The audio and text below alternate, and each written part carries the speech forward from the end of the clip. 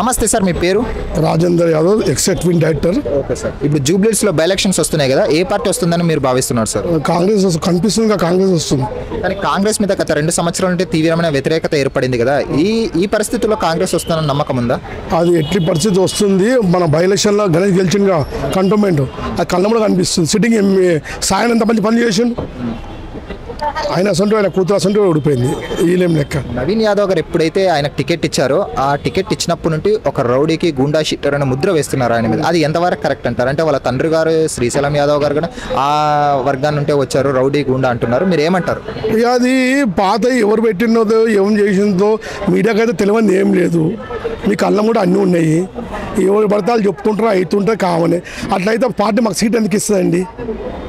మీ కళ్ళం కూడా కనిపిస్తుందిగా. ఆ సీటు కూడా ఎంఐఎం వాళ్ళు చెప్పింటేనే కాంగ్రెస్ పార్టీ సీట్ ఇచ్చింది. ఎందుకంటే గతంలో ఆయన ఎంఐఎం తరపున పోటీ చేశారు, అది కాక మైనారిటీ ఓట్ బ్యాంక్ ఎక్కువ ఉంది కాబట్టి ఇచ్చారు అంటున్నారు.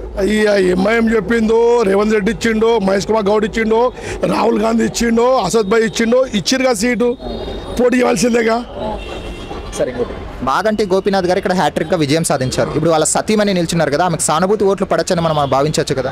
ఎట్లా పడతాయండి సానుభూతి ఓట్లు? పబ్లిక్ తెలిసి ఎవరు వేస్తుంటారు. ఆమె నేను ఒక మహిళని నిల్చున్నాను, నన్ను ఒకసారి మహిళ ఇచ్చిందా? ఆమెకు వర్క్ చేసే కెపాసిటీ ఏడుందండి. యాక్టివ్ తిరుగుతాడు. 41, 42 ఏజ్. ప్రతి గల్లీ తెలుసు, ప్రతి 20 ఏళ్ళ సార్లు సేవ చేస్తున్నాడు కళ్ళ ముందే.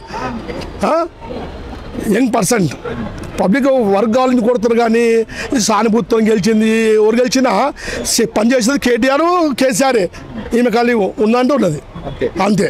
మరి ఈసారి అయితే మరి జూబ్లీస్ గడ్డ మీద కాంగ్రెస్ జెండా ఎగరబోతుందా? కళ్ళ కూడా ఎగిరిపోతుంది. 40 నుంచి 50 వేల ఓట్లు మెజార్టీతో గెలుస్తుంది. Okay, thanks sir. ఓకే.